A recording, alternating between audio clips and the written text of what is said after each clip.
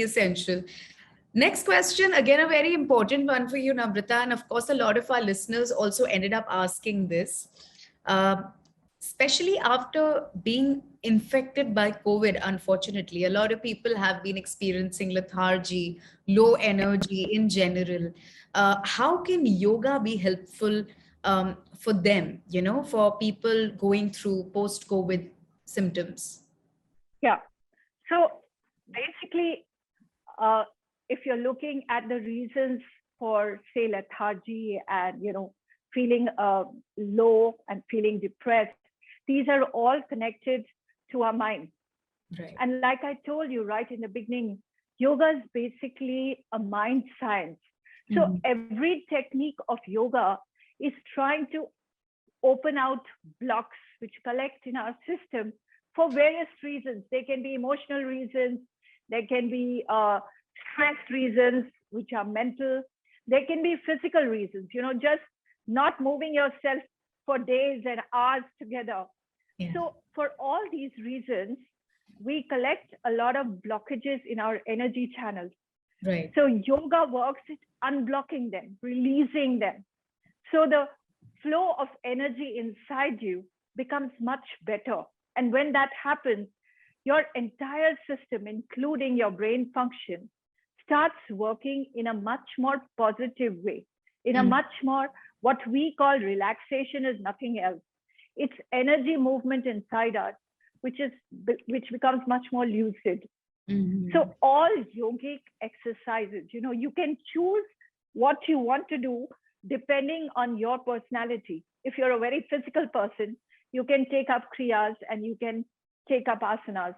If you're a much more mental kind of a person, then maybe you need to go through, meditative techniques or even pranayama, where you need to understand the science of what pranic energy and breathing, how breathing accesses pranic energy is all about. So all exercises related, all techniques of yoga, depending on what you choose, will help you to lower your depression, feel better about yourself, feel more positive, open up much more. All right. And with that, we come to an end to busting the myths with Namrata. That could be our regular show, I think, encourage people and clear out some misunderstandings around the world of yoga.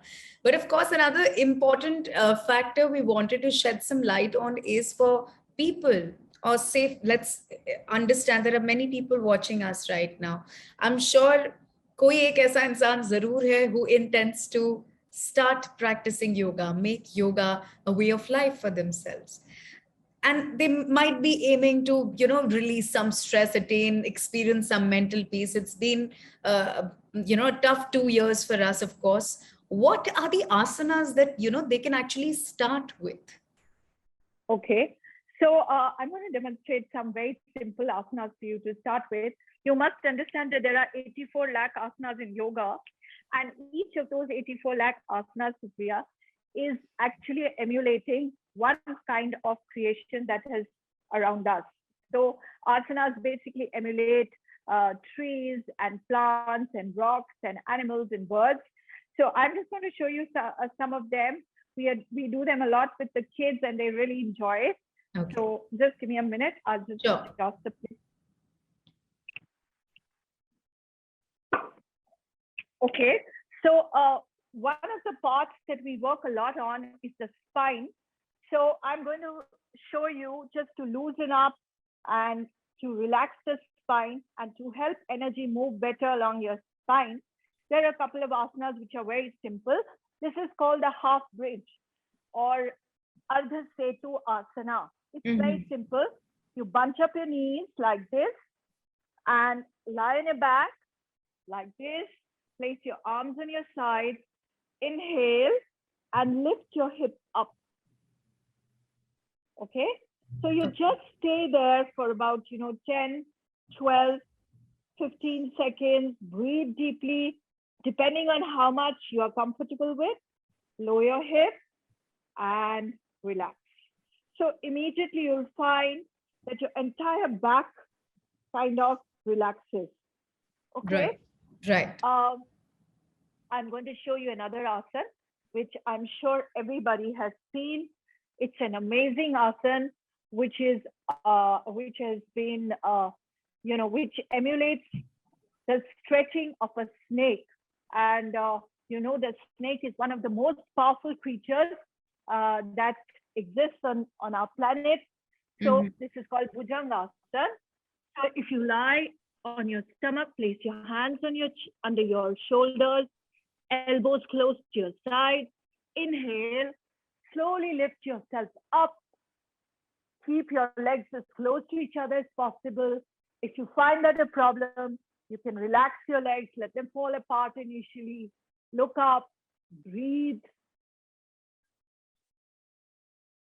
and slowly relax. There's this other asana, toes perpendicular. Lift your hip up, stretch yourself down. This asana is called Swanasana. So this is after a stretching dog. So you stretch yourself up and slowly relax. So these asanas work very well on your spine. Okay. All right. I'm going to show you another asana, which I'm sure you have seen earlier, which is working on our on the abdominal area, something which worries a lot of people nowadays. So this asana basically emulates a boat. Okay, so you can sit with your back straight, inhale, lift your legs up, and just breathe. Okay, so this is a posture which looks like a boat. So this Navasana or Nauka Asana. Right. And you relax. There are certain asanas which help you in terms of your digestion. So I'm going to show you one. Very simple. Extend your right leg out. Place your left leg across your right knee. Take the opposite hand. So if it's your left knee, take your right hand. Hold the left knee.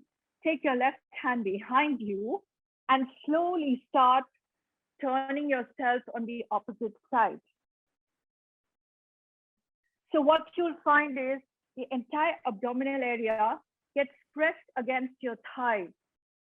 So basically, it's very good for pushing out any gutted impurities in your digestive tract. So you twist yourself. Vakra means a twist. So you twist yourself around. Breathe. Stay there for a few seconds according to your capacity and slowly relax. Okay? So you do this on both sides, of course. In yoga, you always work on both sides of your body, both sides of your brain. Okay? So these are a few asanas, Supriya, which are simple to do, extremely good for your system. But thank you so much for showing them to us. And I'm sure this has been really very useful for everybody who's watching us right now, is understanding how essential can yoga be if you make it a way of life. But before we end this conversation, one very important question is, say, suppose somebody actually decides to make yoga a way of life. Do they have to really change their food habits a lot? Of course, it's really essential to know, how much should you eat or how or what you should eat before doing yoga या yoga करने के बाद भी. तो food habits क्या बहुत बदलने चाहिए आपके? I don't think बदलने चाहिए, मगर Supriya, like everything else, we must know how to eat. There's so much confusion in the market today about how to eat. We don't know how much to eat, when to eat, and in what quantity to eat. So I don't think it's only if you do yoga. I think you need to know how to eat, and that doesn't change what you're doing with your time, whether you're doing yoga or not. So yoga is just a science which will make you familiar. For instance, we have an intestine, which is 33 feet in length, right? It's just a fact. It's just a scientific fact. We have evolved from monkeys, and our intestine is 33 feet in length. So we need food which is more complicated than simple to get it out of our system. The process of digestion needs to take time. So when you take pre-digested, for instance, pre-digested protein, okay, then what happens is that the chances of putrefaction in your system become much higher. That's why a lot of times when you're doing yoga, people say, oh my God, I have to turn vegetarian. So it is not about vegetarian or non-vegetarian. It's about what is scientifically correct for you. The second thing is how much you eat. So, you know, in yoga, we always say this much. Why we say this much is because your stomach size is this much. So if you're going to eat more than that, your stomach is going to bloat. It's as simple as that. Yeah. So these are things that yoga talks a lot about. And in terms of timing, the simplest vegetarian meal you eat takes 5 hours to digest. So you need to give that kind of space to your system to digest and absorb the food before you put more food in. That's all. Otherwise, I think this applies whether you do yoga or you don't. You need to know. Well, those are words to remember for sure. This has been a lovely conversation with you, Namrata. Thank you so much for demonstrating those beautiful asanas, the postures, enlightening us. All right. Thank you so much, Namrata, for being with us. It was an absolute pleasure. Thank you so much, Supriya, for having me. God bless you. Thank you very much.